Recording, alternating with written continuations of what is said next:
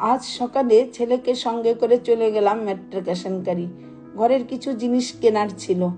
যখনই আমার দোকান বা ঘরের নিত্য প্রয়োজনীয় জিনিসের দরকার হয় তখনই আমি চলে যাই মেট্রিকেশনকারী, কারণ এদের জিনিসের কোয়ালিটিও খুব ভালো এবং দামও খুব কম। আজ আমার নিয়ম সেবার 13তম দিন। আমি ভগবানকে আজ নিবেদন করব ঠাকুর বাড়ির ডাল। আর এই সব বাজার করতেই মেট্রোতে যাওয়া। জানো তো, আমার শ্বশুর বাড়িতে আমার ঠাকুমা শাশুড়ির মৃত্যু দিবস পালন করা হয়।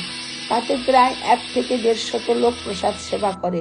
আর ওই ভোগের রান্নাটা আমরা 2 জাতেই করতাম, কিন্তু এই ডালটা রান্না করতো আমার শাশুড়ি মা। সে যে কি স্বাদ এখনো মনে হয় মুখে লেগে আছে। ডালটা রান্না করা কিন্তু খুবই সহজ, কিন্তু তার ঘ্রাণ ও স্বাদ অপূর্ব। আজ এই ডালের সাথে অল্প করে রান্না করে নিলাম আমি উচ্ছে ভাজি আর ফুলকপির রসা। ছেলে ডালের গন্ধ শুনে বলছে যে মা, আজকে আমি তোমার সাথে উপরে প্রসাদ খেতে পারি? আমি বললাম কেন পারবে না, খাও। ছেলে বলে মা, এইরকম ডাল তো আগে কখনো খাইনি। আমি বললাম যে খেয়েছিস বাবা, তোর মনে নেই, ছোট ছিলি তো, ঠাকুমা যখন রান্না করতো। ও বলে হয়তো বা তাই, কিন্তু আজ যেটা খেলাম মা, সারা জীবন মনে থাকবে। খেয়ে উঠেই ছেলে একটা সারপ্রাইজ দিল। ও আমার প্রিয় আইসক্রিম অর্ডার করে এনেছে।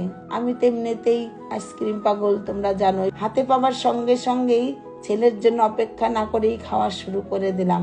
মা ও ছেলে দুজনে মিলে দুপুরে খাওয়া আড্ডাটা জমিয়ে দিলাম। তোমরা ভালো থেকো, সুস্থ থেকো। এই গল্প থেকে এবার বিদায় নিচ্ছি, কিন্তু মনে রেখো, গল্পের কিন্তু শেষ নেই।